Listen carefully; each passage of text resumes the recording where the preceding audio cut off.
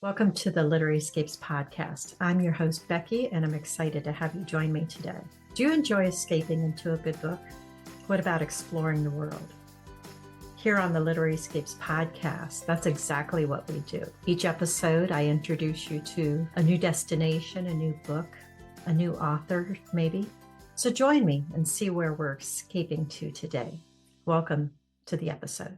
Welcome. And Jeannine Johnson Maia, is that? Exactly. Yes. Okay. Welcome. We are very excited to have you here today. I love on your website, it says author, explorer, dreamer. And I think that just from having read your book, it feels like that fits. And it feels like it fits really nicely to what you write. Obviously, I don't know you as a person, but I love that feel that it gives me. And I'm just curious, how did that piece come about? You're going to laugh, but it's my son is a website designer, or he was for a while, and he offered to create a website for me. And when he put it up, this was what he'd come up with. And I I was like, love that. wow, perfect. It's, This yeah, couldn't be better. I mean, author is obvious, explorer because I loved discovering the places that I visit. Portugal, there's always something to discover here, and the history when I'm researching. And yeah, then I like to dream about, that's kind of the imagination part of creating a yeah, book, basically. yeah, I love that. Actually imagining that you're going to have something that's finished someday. Right, right.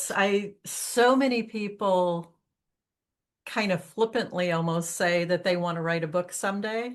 Mhm. And I wish they would, because it takes a lot of time, it takes a lot of effort, it takes a lot of perseverance. But boy, when you do get a book written and you have like a beginning, middle, and end, it's a crazy feeling. It's nothing quite like it, in my opinion. You seem really international. You grew up in Virginia, you told me. You studied international relations both in the US and in Italy. You taught English in France, worked as a journalist in both DC and Belgium. And so you've Spent kind a of year been in all Cape over. Verde. Yeah. Yeah, I Yeah. love that. What Yeah. that's the explorer piece, obviously. Yeah, I think so. I mean, I was the kind of kid who in seventh grade, I think, sixth grade, people said, "Oh, you have to take a language because if you want to go to university, it's required." And I was like, I'm never going to use it. I have the most broken crystal ball in the entire world. Um, because basically that's what I've done most of my life. I That's so actually, funny. yeah. So I got a Fulbright scholarship and was able to go to France to do the English language teaching assistantship in a high school in Nice. Poitiers. And so my French is quite good. And then I did my graduate degree with Johns Hopkins School of Advanced International Studies. And you have a chance, if you're doing European studies, to do a year in Bologna, Italy. So I was there for a year and then went back to DC for a year and got an internship working, well, not an internship, but a short-term contract working at the Commission of the European Union. And I had Wow. done European studies and European economics, transatlantic relations. So it was a good place for me to be. And I found out there was an internship in Brussels for 5 months. So Oh, I really? told my parents I'm going to apply for it. Yeah, they didn't take many non-Europeans. They still don't. I think there were 11 of us out of like 500 kids. Wow. Anyway, so I got to go to Brussels, and after 5 months, thinking I would be going home after 5 months. That's what my parents thought I was going to do. And I ended up staying in Brussels for 23 years. Holy moly. Wow. Yep. So, That's crazy. yeah, What a like I said, journey. And yeah. so how did all of that lead to writing? Well, I have a son. He's now 28. But when he was about 11, I'm from Williamsburg, Virginia, which is for the US, it's a very historic town. And Right. they recreated the center of town. So you go there and the people are in the costumes and they're doing the traditional crafts. And so I think I started to love history from that period in my life. But I also wanted my son, who didn't know the US at all except on vacations, to know something about the city that I loved. So I wrote a young adult, well, no, actually middle grade novel, which has not yet been published, about a couple of kids who go back to Virginia to visit their grandparents, and they find a tunnel that takes them to 1775 before the revolution. That's So awesome. I wrote this book and I loved doing it. I loved doing the research. And so then I was in Belgium still, and I said, okay, what am I going to do next? I want to continue doing this. I like this journey that I'm on. Yeah. And so I looked around Belgium. I don't know why. I still have kind of a love-hate relationship or with Belgium. It's a great place to work, great place to have a kid and have a family, but I didn't want to stay there forever. I never felt Okay. it was funny. I came to Portugal, and after a year, I felt like I'm home. This is my home. Wow. This is where I'm supposed to be. In Belgium, after 23 years, I never really felt that in the same way. Yeah. Although I was comfortable there and I had friends, it wasn't that. But when I was searching for, okay, what's going to be my next historic novel? Where's it going to take place? I couldn't find anything in Belgium that I just loved.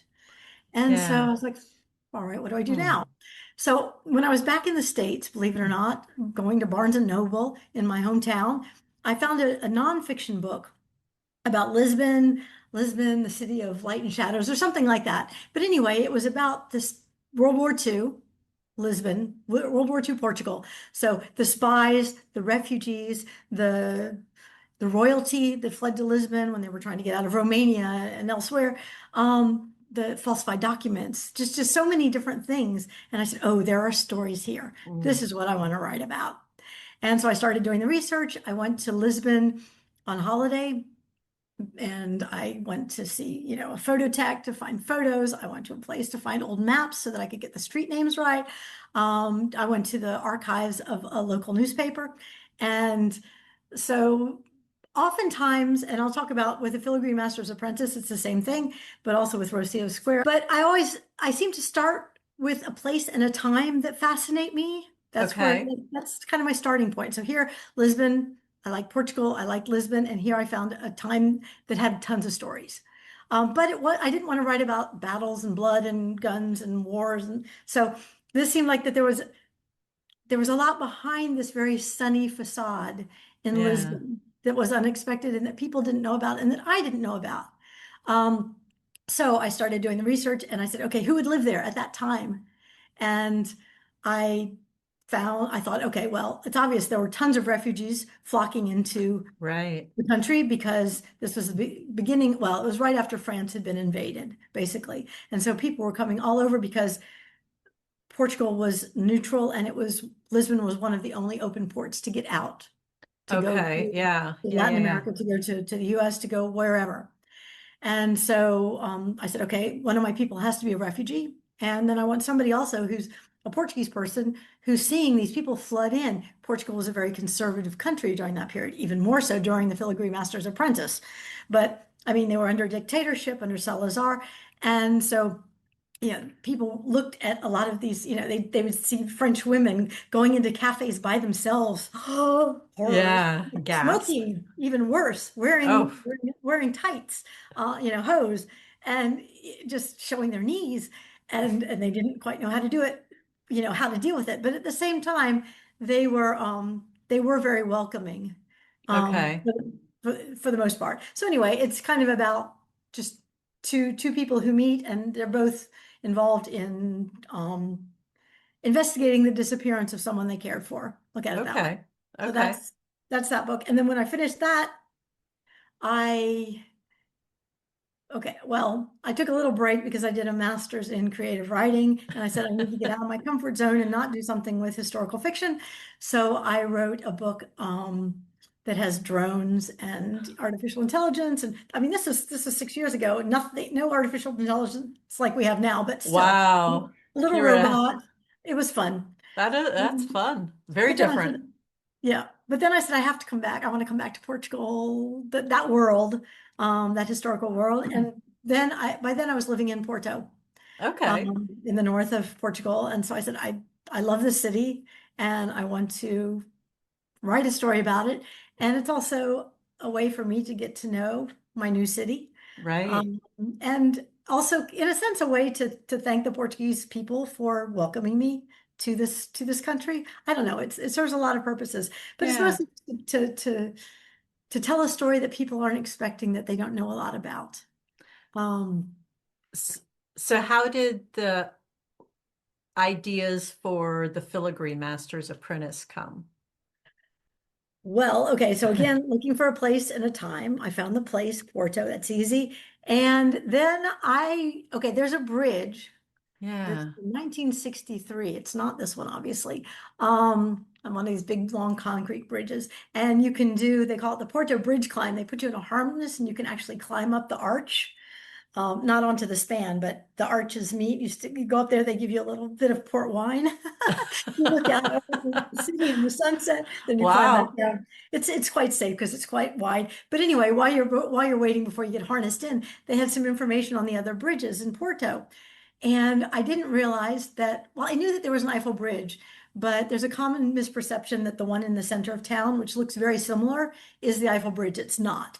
So anyway, I Oh, was reading about okay. this and the timing and everything. And I mean, I had lived in France, and Eiffel is obviously French. Obviously, it's a, Um, yeah, very well-known name there. yes, exactly. He also built the internal structure of the Statue of Liberty, the metal structure. And I'm like, Really? okay, that's another link. And here I arrive in Portugal, in Porto, and he's here again. So that's a sign. He is like all over your path, isn't he? Well, I'm all over his. I think I'm following Well, him. yeah. So I said, I think I'm going to try to find out what I can about that period. And it was pretty funny because, okay, we're talking 1877. And I was doing a lot of guided tours with historians and just trying to learn everything I can and learn, get my Portuguese at a better level too, and go to the archives and read the newspapers and so on. But I went to see one of the historians because there are some fabulous, fabulous historians of Porto. And I went to see him and I said, okay, this is what I'm going to do. 1877. What can you tell me? And he just kind of looked at me a bit strangely. And then he turned around and he had like a study. We were in a study and he has three walls that are just floor to ceiling books about Porto. And he reached behind Wow. it and grabbed one and looked at it and started leafing through it, kind of looking at me again, confused. And then he said, but why? Nothing happened that year. Except the inauguration of the Maria Pia Bridge. And I was like, Okay.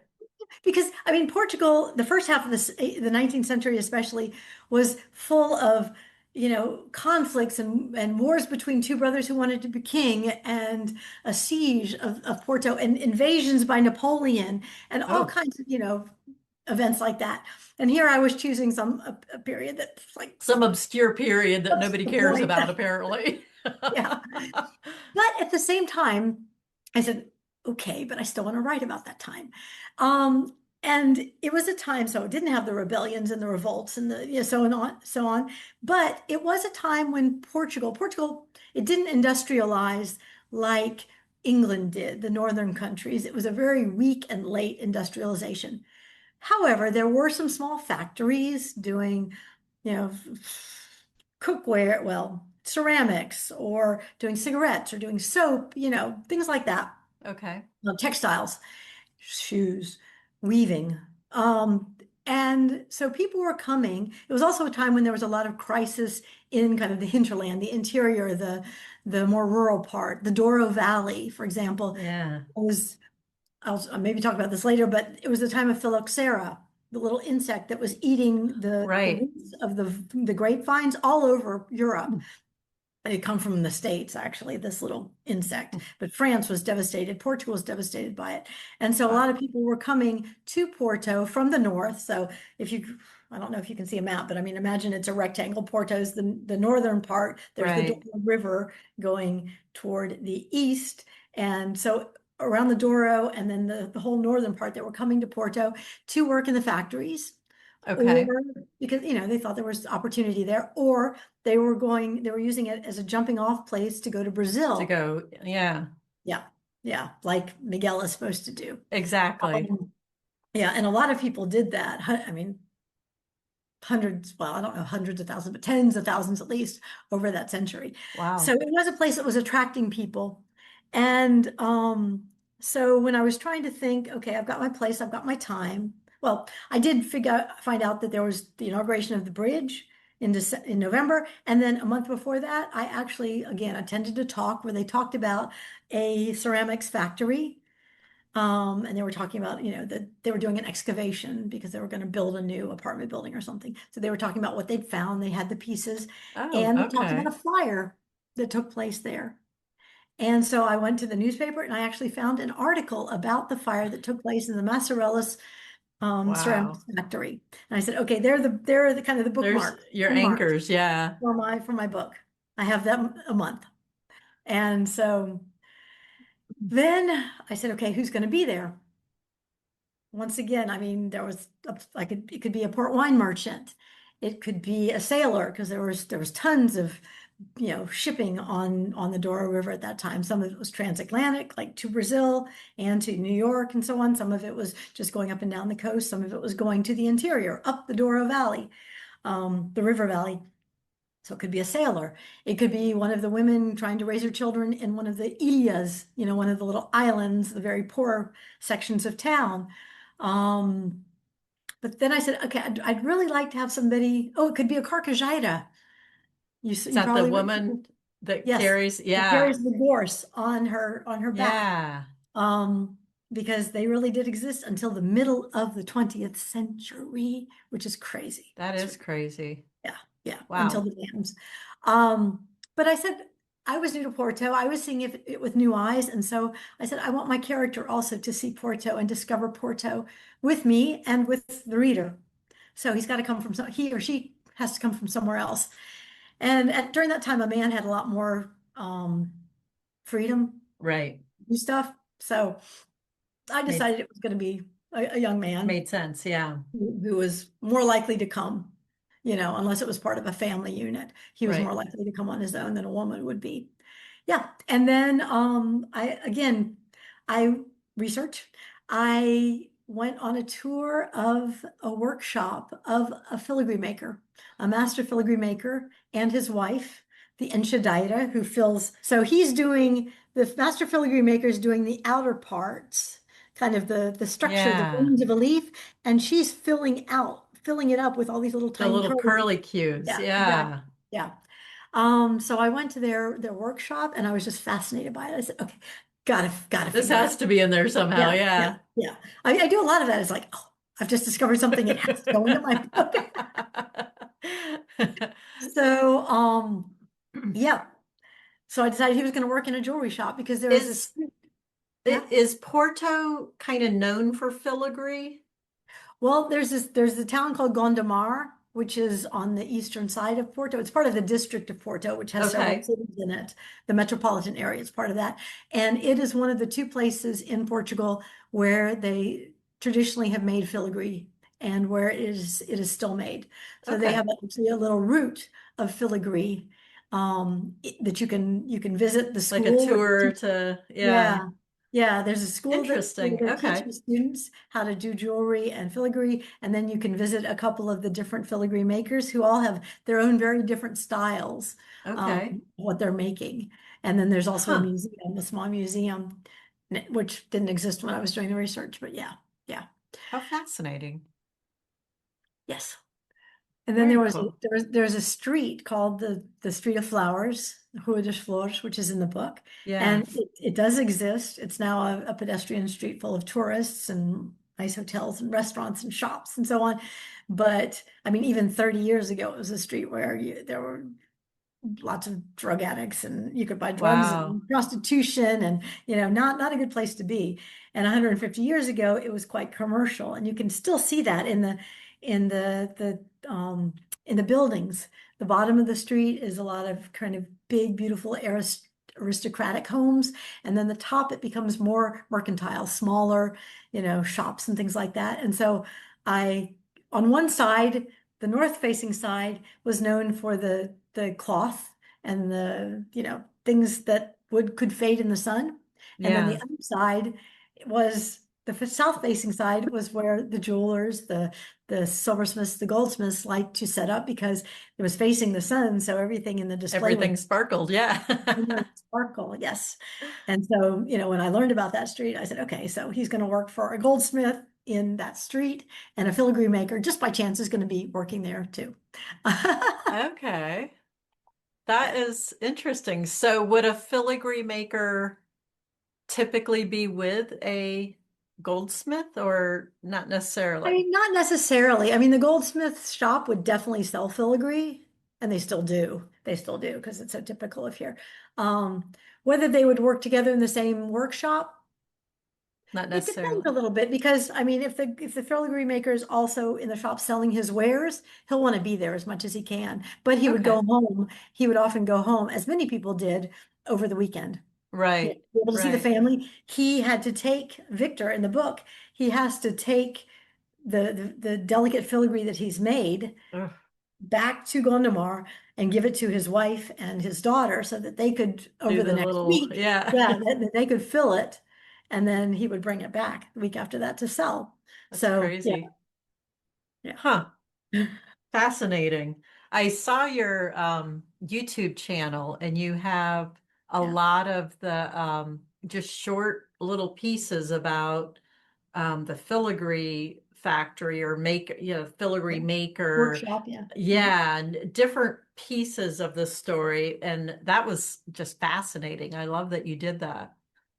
Yeah, there's so many stories behind the stories.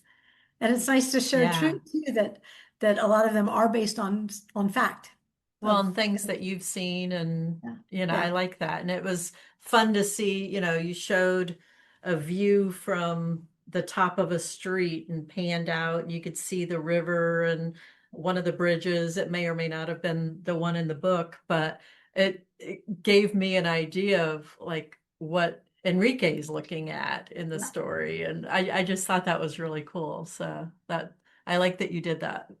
Yeah, yeah. I'm glad I did. It's a lot of work. I'm not used to doing it. Well, Okay. that's Give me yeah, more that's so is that a new, I guess, a new approach, if you will, to sharing about your stories or Yeah, I mean, I've tried to do it a little bit for both of these, but I started out doing something like 3 minutes long, and that's you don't want to do something 3 minutes long anymore. People have short attention spans. right? You really want to get to the essential. So I tried to do it a little bit more with the Filigree Master's Apprentice. Okay. And plus, I'm trying to do it in Portuguese and English, which makes it doubly I challenging. saw that. Man, that's so you speak English, Yeah, obviously, yeah, Portuguese, and French. French, Yeah. Italian? Oh, I can understand some of it, but Okay. I learned it and then I kind of lost it when I learned my Portuguese because Okay. I've And been practicing the Italian. is Spanish close enough to Portuguese or Again, I can understand quite a bit of it. Yeah, okay. yeah, Okay. but I would not speak it. But it's funny because the Spanish come here and the Portuguese will understand the Spanish. They'll make the effort, Right. whereas the Portuguese go to Spain and the Spanish are not going to make the effort to learn to understand the Portuguese. There you go. That's so do you feel like a local now? Oh goodness, will you ever feel like a local in a foreign country?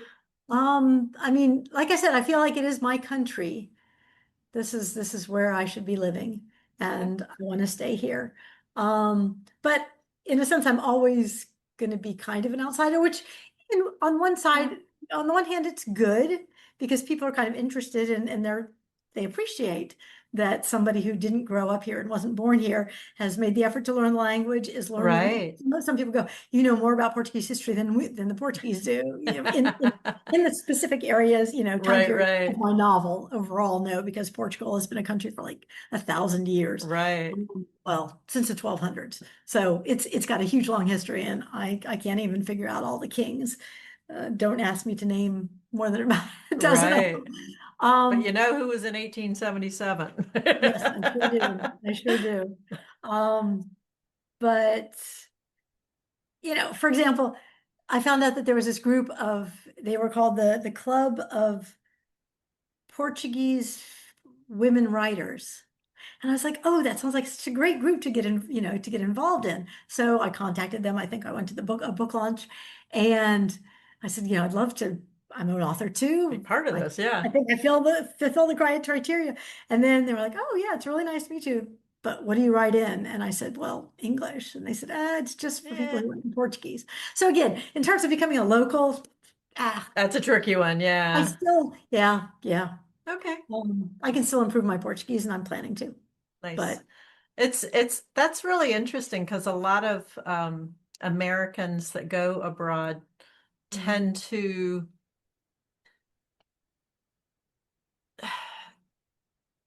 hang around with Americans. yeah. They find the people, the like people, and then just kind of have a mini America there, in this other country. And I like that you're doing it differently, I guess. Yeah, I mean, you do have that here, not only among the American community, I'd say English speaking and Right. also French speaking. Okay. There's this big French community, and there are some people who are like, can't be bothered to learn Portuguese, or Right, right. they learn what they need to get their permanent residency, and then they stop and they like never use it again. Um, but that's not the way I want to live in another country. Yeah. I don't see the point, because you lose so much. You lose so many contacts and friends that you can make, and just But so much of closes the, out a whole part of life, I would imagine. Yeah. yeah, you don't learn nearly as much about the culture and the Or history the and people. the Yeah, for astronomy sure. or the people as you do if you try to learn at least some of the language. I think Yeah. it's really important. I can't imagine living in another country and not learning more than the minimum. Yeah. So what is your favorite place in Portugal that you've been to thus far? Oh, I love Porto. Okay. I really do. But seriously, every time I go traveling around this country, I'm amazed. This weekend, a friend of mine said, "Oh, I've rented a house or a place for 3 days. Do you want to come with me?" And I was like, "Sure, why not?" And so she and I went, and I hadn't done a whole lot of research. She always says that she comes up with a list of like 15 places that she wants to go to in 3 days. Maybe we can think about priorities. Well, no, I think we did every single thing on our list. Whirlwind, holy moly. But seriously, they were perhaps some of them 10, 15, 20 minutes apart in the car on little Okay. roads, granted. But I mean, there were castles that looked like Disney World. There were Wow. monasteries from the 12th century, with Yeah. the biggest ruins of a dormitory I've ever seen in my life for the monks. Um, they're when Portugal started getting the riches from Brazil and the colonies, they started to make, especially in churches, sculpted altars, or the front of the church, and they would gild it. And Oh, so it's some of the most, and they're trying to sometimes renovate it, or yeah, redo it. reapply Yeah. the gilding. And you walk into a church that looks like it's granite, big granite blocks on the outside. Looks rather like a fortress, because we're talking the 12th century, which is when there was Right. a lot of conflict and, fighting with what is now Spain, the Castilla and Leon. And, they built these things to last and to be defendable. But you Right. walk inside and they've got the most amazing art you've ever seen. Wow. Jaw drops open. And so we spent 3 days just going from one place to another and seeing That's beautiful, crazy. beautiful places, and the birthplace of somebody who was really important in the 18th century, the Marquês de Pombal, who was the one who created the demarcated port wine region. It's like a French Right. AOC, and this was in 1756, so it was the first one in the world before any of the French ones. Wow. And we found his just by chance. Oh, this is his Look at birthplace, and this. a lot of his youth there. Wow. Okay. Yeah, I love that number one, that Europe is pretty small and you can get around fairly easily, and that the history is so deep. That's Yeah. crazy. Yeah. I in the US, our sense of history is so much more shallow than in Europe or Well, it you know, often starts with, other places in the world, I should say. yeah, that's because we so often start with the colonists practically. Is there a connection? I know southern Spain has a connection with Africa, where different parts of the country were invaded at different points. And so there's these incredible mosques, I think, that are there that have all the tile and everything from that. Is Portugal, is there any of that there? Um, it's we don't have the Alhambra and Right, that, things like that. Spain remained partly under Moorish control for a couple centuries after Portugal did. So we have the influence in some names, Alfama, Alentejo, anything that starts with an AL, for example. okay, Um, but we don't have quite as much of the architecture, I would say, okay, because they started the Reconquest, basically, where the first king asked the Templar Knights and others to come from France and Northern Europe to come and not go to Jerusalem, but to stop and to help fight the Moors and basically, bit by bit, push them further okay. and Pushed further them and further further and south further. until, yeah, until they were Interesting. able to, yeah. Okay. And the characters in your book, were they based on real people that you had researched or that you know, or are they just figments mostly?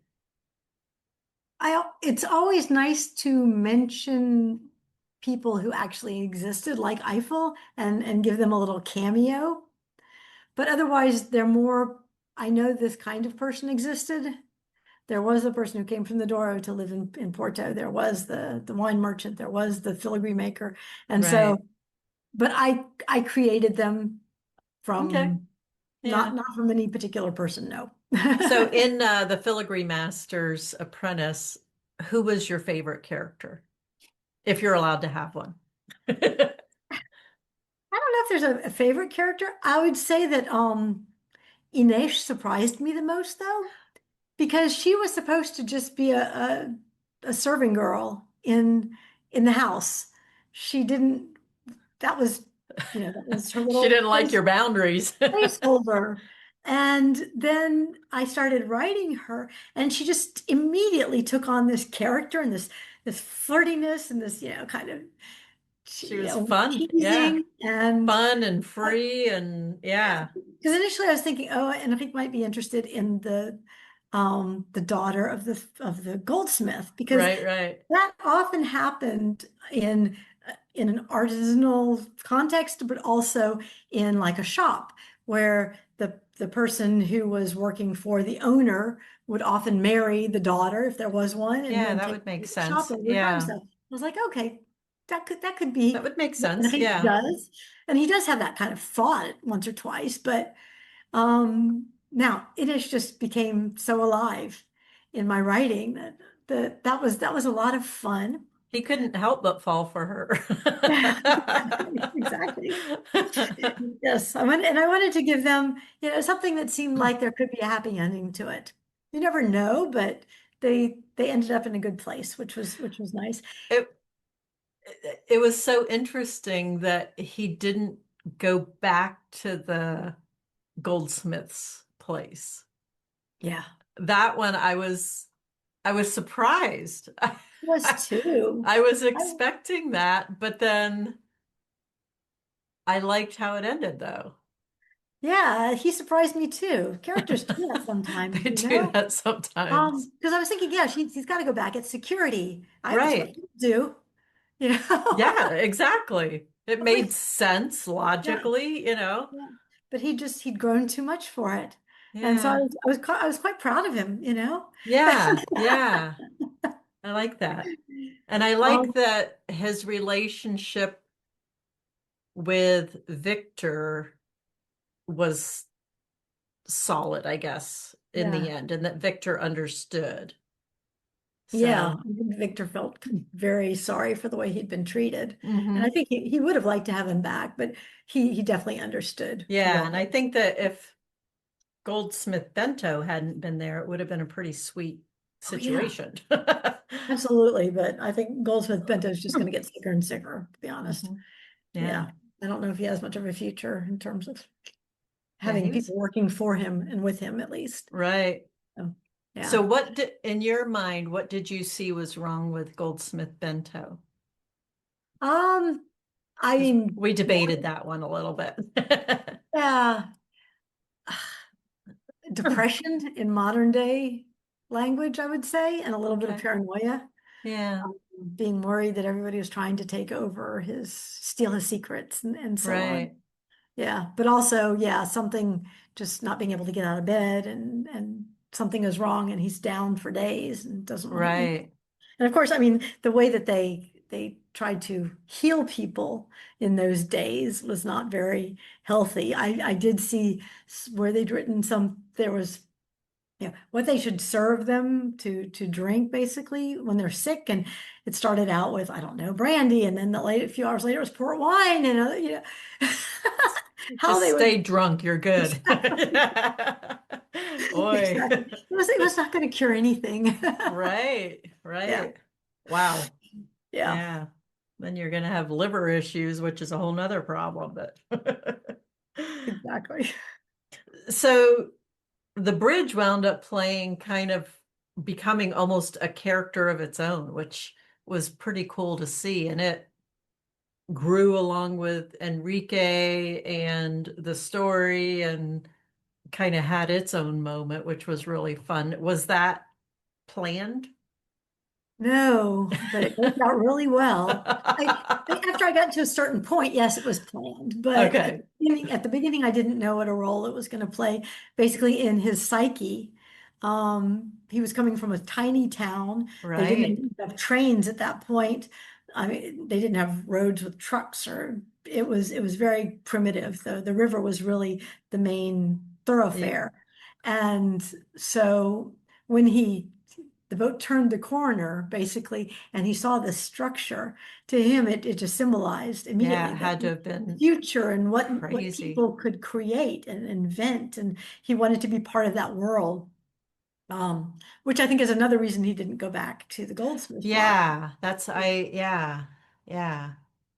I liked, I'm a kind of a map nerd. I love maps, and it disappointed me so much when my children didn't understand like paper maps.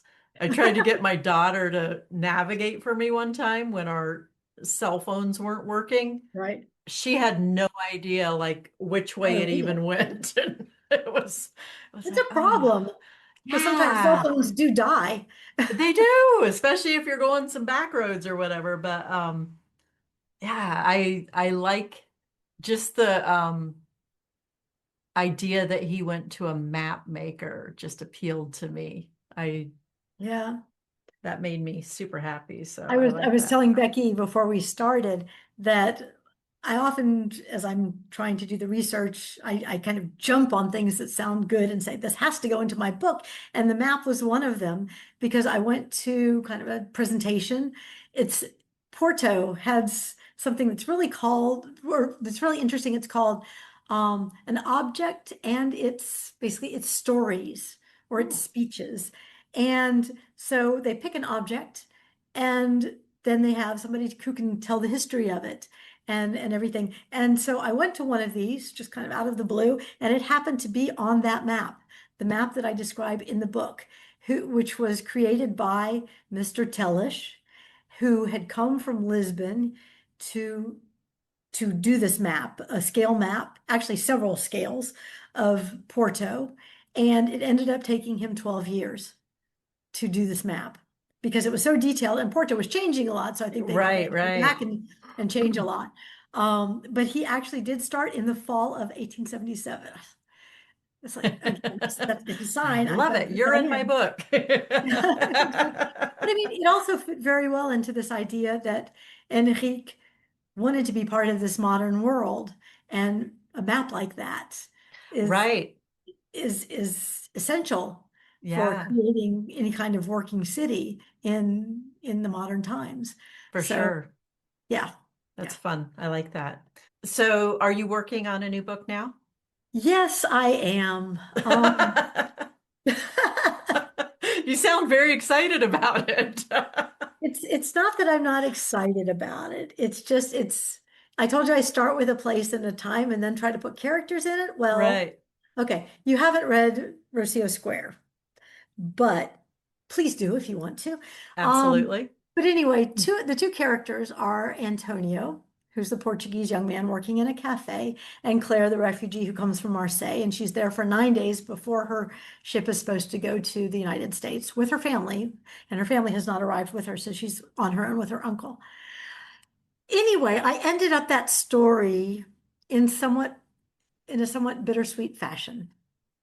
Um, and a lot of people said, "Oh, we want to know what happens to them." Like, Oh, no, no, no, I'm done with that story. I'm going to go on to something new. Went on to do the Filigree Master's Apprentice. But over time, Antonio, and there were two small children also in the book, okay. who were important. And one of those children, as a young adult, both of them started like banging on my head, going, "Finish my We story, have tell a my story, story." yeah. I'm like, Mm. well, so I thought about it a while and then I said, okay, I'll give it a shot. I'm never going to end a book on a bittersweet, unfinished note again. A, that's one thing I wrote. And B, I'm never going to try to write a story based on characters who are telling me what to do because the Antonio, he's like, wants to tell me every detail of 17 years of his life. And so at the beginning, I'm going with it. And then I finish about a year and a half of that life, and I'm 40,000 words into the novel. And a novel like this is about 75 or 80,000, Right, right, 90,000. Like, I can't have it, A, in two points of view, including the little girls now grown up and him. And here he has taken over more than half of the book in the first year of his life. It just right, so I'm struggling desperately trying to cut down his and find a good connection that will bring them together. right. Why am I writing these two stories in one book? People are saying, Yeah. "Oh, write them in separate books." I'm like, I didn't want to write this book in the first place. Now you want me Much to less do two. so Okay. yeah, I just actually I'm doing another creative writing course because I like the discipline. I like the getting new ideas, Yeah, getting yeah. exposed to new reading materials. It's always good. I like the kind of the academic discipline. I figured, okay, this will be good. I'll make lots of progress. And so I actually through that course, I talked to an agent yesterday, not to get an agent, but just to get her view on the first part of the book. And she too was like, yeah, you need a better reason to bring the two of them together. Otherwise, they need to be separate books. Right. So that was yesterday. I'm still kind of reeling from that, going, yeah. Do I have the strength and the energy. Whose story do I want to start with? I have Antonio who's hogging the word count right now, but everyone's Right. saying, oh, but the girl's story is quite interesting, and it's good to have. A lot of commercial historical fiction is a woman's point of view, so maybe Is try. it's set in like the 50s, maybe early 60s? Is that the timing? Well, it's supposed to go from 1941, which was when Rocio Square takes place in Hmm. 9 days. That's another challenge. Rocio Square is 9 days. Filigree Master's Apprentice is a month. Those are easy to deal with. Now I'm trying Yeah, to a year and a 17 half is a years. long time No, it's to. 17 years, Oh, 1941 to 1958. So wow. whole complete, different can of worms. That'll be so interesting to see how you pull it together. Yeah, I will let you know. Believe me. Do, because that's so interesting. Yeah, there might be two books out of this. Who Well, knows? it's crazy when characters aren't cooperating. With Enrique, I was writing that book during the pandemic. So I was living alone. I was spending way too much time alone. And sometimes, I think a lot of people got a little bit depressed and didn't want to do Sure. things and weren't very motivated and so on. And it's very hard because I didn't have a deadline or anything like that to finish. Right. So it was all me self-motivating. Yeah. And so there would be times when I took a break and I didn't write for a while. And Enrique actually got angry at me. I swear he did because he stopped talking to me. Oh, He would not tell me any more of his story. And I remember I would take walks along the coast here and I would be asking him questions and he would be going, yes. And I'd ask him another question, no. Like, oh my God, I'm never going to be able to finish this book ever if I It's going can't to get be back like into his the head. last half of the book will be 12 words. Yes, no. Yeah, if you can't get into his head, then there's no book, especially because it's first person. Right? And so I was quite worried for a while, but I was very persistent and eventually over time he did come back Decided you were and committed I was enough able, to be able to talk to you, huh? yeah. But characters do things that are unexpected. I mean, I can give you two other examples. One in this current book, I was talking to Antonio. I have the young girl, Alicia, who's wants me to tell her story. And so at one point I didn't really have a good feel for her. So I sat down and I started just writing. I always write by hand. I have beautiful notebooks and then Oh, when I put it on the computer, it's my first revision basically. But anyway, okay. so I was writing down my questions and then her answers. And she had such a great personality and so lively and kind of prickly. I was like, oh, this is fun. It's going to be good to have her in my book. And then I started talking to Antonio. And at one point he's like, I said, how did you meet Alicia then in this new context? And his response was, isn't my story interesting enough for you? Why do you want Alicia in this book?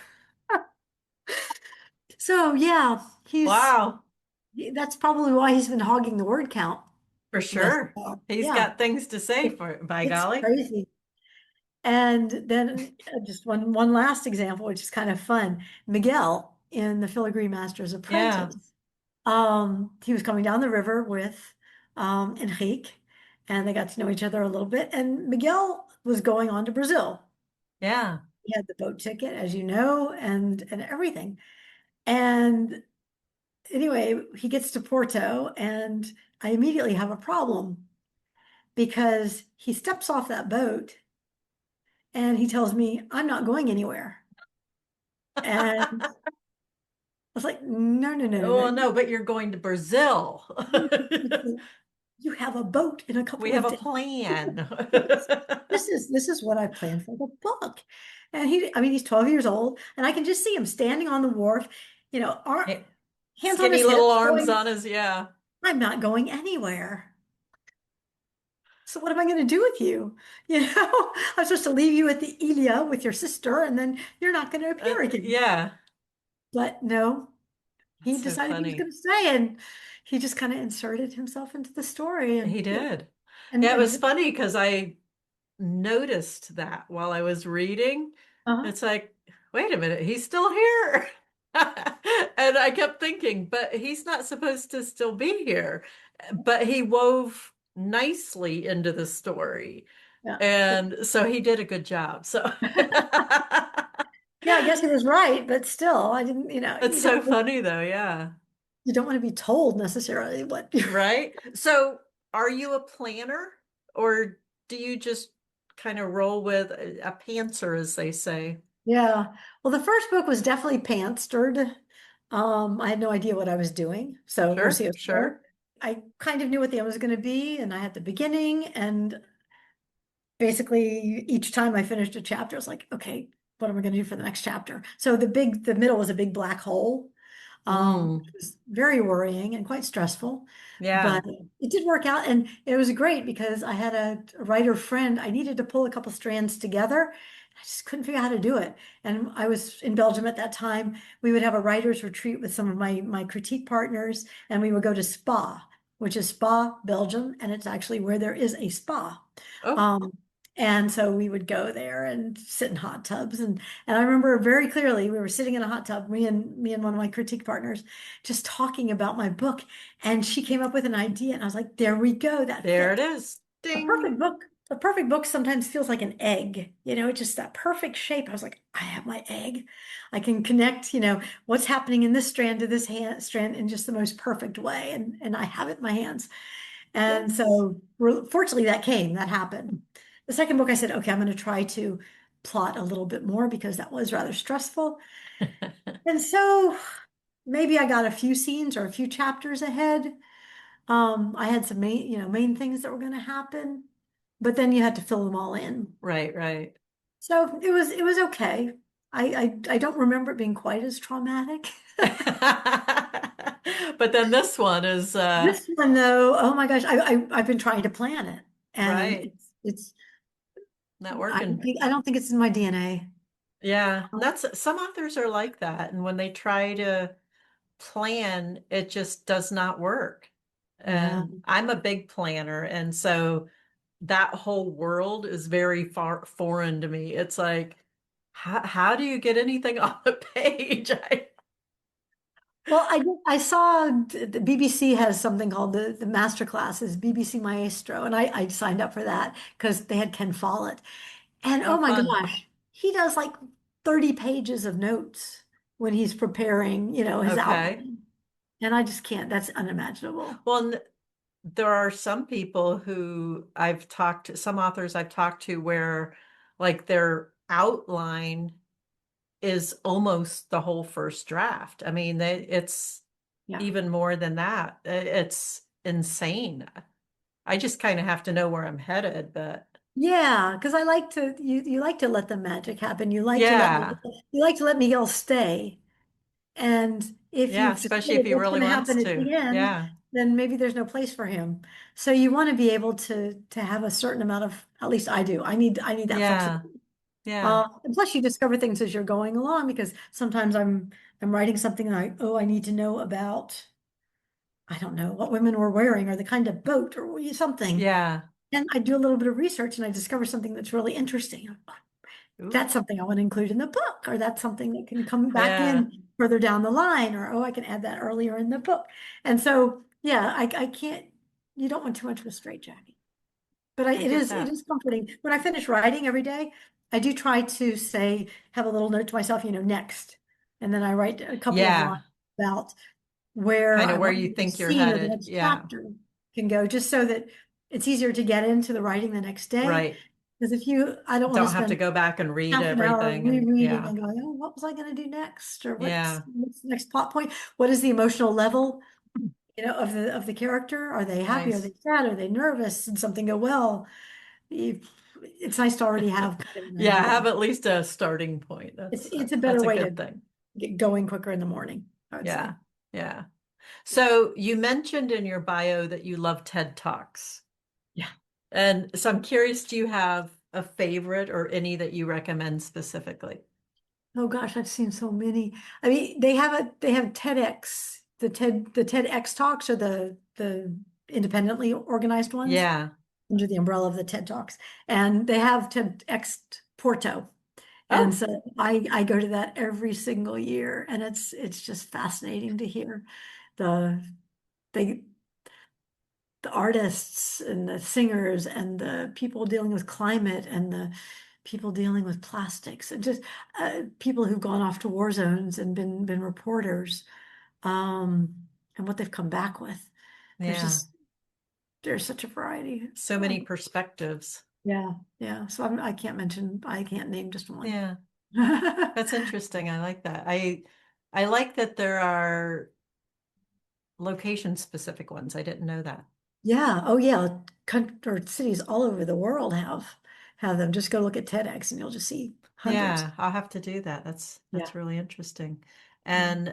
And also in your bio, you said that beach is therapy.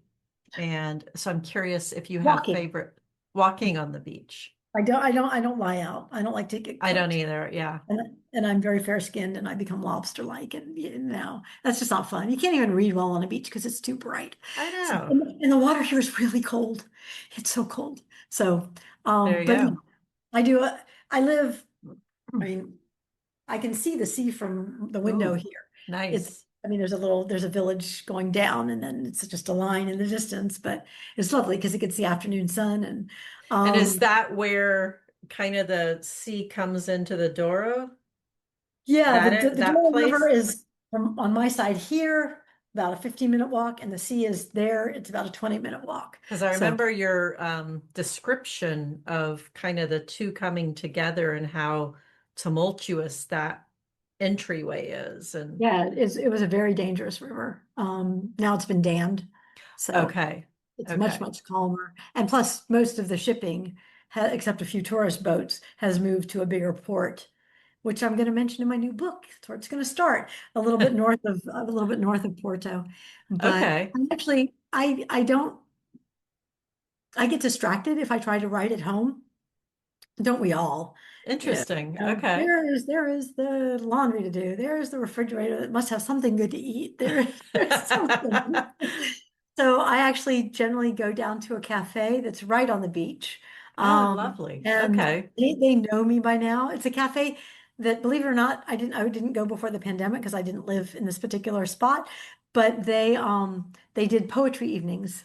Oh, Um, once a month before COVID, and they still do sometimes artistic events. And so I've spoken at a couple of their events and presented my book. And so they're very, very welcoming oh, to that's me lovely. sitting there for 5 hours and drinking two Right. coffees. I mean, it's amazing. And so it's good because I kind of have a bit of ambient noise and music, but I think that helps me concentrate. A screaming baby does not help me concentrate, but Right. generally the level is pretty even. And so I can sit there and I can really just focus on whatever I'm writing, or like I said, I write in a notebook, and then I put it into the computer. So I can, depending on the stage, I will take my computer or I will take my notebook and I will just Right. sit Depending on where you are. Yeah. and it will work. And sometimes then, after a while, if I'm in a good breaking stop stopping point, then I will get up and pack everything away, and then I'll just go walk along the coast for a while because there's a beautiful Good boardwalk. place There's to let your 15 brain. kilometers. So yeah, Nice. or if I'm working on a problem and I can't figure out where to go next or what would happen, sometimes I'll just say, okay, I'm done writing today. Yeah. I'm gonna walk for a while. And there's some great boulders to like climb up around onto if I'm feeling, if I've got good shoes on, I'll just Nice. climbing up the boulders. So yeah, it's kind of Fun. a great all-around place to be. Nice. I like that. I Yeah. live near the beach as well, and not quite that close, but I don't like lying on the beach. I mean, I like walking on the beach, but yeah, being on the beach is challenging for me. So it's Yeah. I mean, that's how it goes, you know? yeah, It's the beaches are beautiful for those who like them because we've got some, big wide sandy beaches with rocks, so it's not too much nice. I on the like side. being on a balcony that's shaded and looking at the beach. That's my idea of beach. So, Yep. so there we are. Thank you so much for joining us today, Jeannine. This has been such a fun conversation. Yeah, no, it's been great. I love hearing different people's process, Yep. and I love that your characters have full-on conversations with you and take the wheel at times. And I think that's a lot of fun, and look forward to seeing what comes next, since that seems to be the latest struggle. So Yes. Well, challenge. yeah, yeah. See who wins that one. Wait, look at it this way. When I'm thinking about, okay, I've got 60,000 words, and I'm just thinking, yes, I could throw it in the trash. Granted, okay, the trash not meaning actually literally getting rid of Right, it, right. but starting anew or just giving up and saying, okay, what's the next project? But then I was thinking how empty my days would be. This is something that drives me. It drives me Hmm. crazy, but it drives me. It's part of who we are. Yeah, I can't imagine not being with these characters. They want me to tell their story, and Right. I do have some other ideas, but I'm not ready to give up on this one yet. So Well, good luck. I can't wait to see what it comes out as. thank you. Thanks for joining us, and we will look forward to hearing more, okay? Thanks for joining me today on the Literary Scapes podcast. If you enjoy reading your way around the world like I do, I'd like to extend an invitation for you to join me in the Literary Scapes Book Club. Each month, I offer up a new destination, 2 books that we'll read together, and then the author will join us of one of the books. So if that is something that sounds exciting to you and you'd like to be in a community that reads together, then check out the show notes. I'll have a link in there for the Literary Scapes Book Club. Until I see you again, have a great week, and I will talk to you again soon. Happy reading.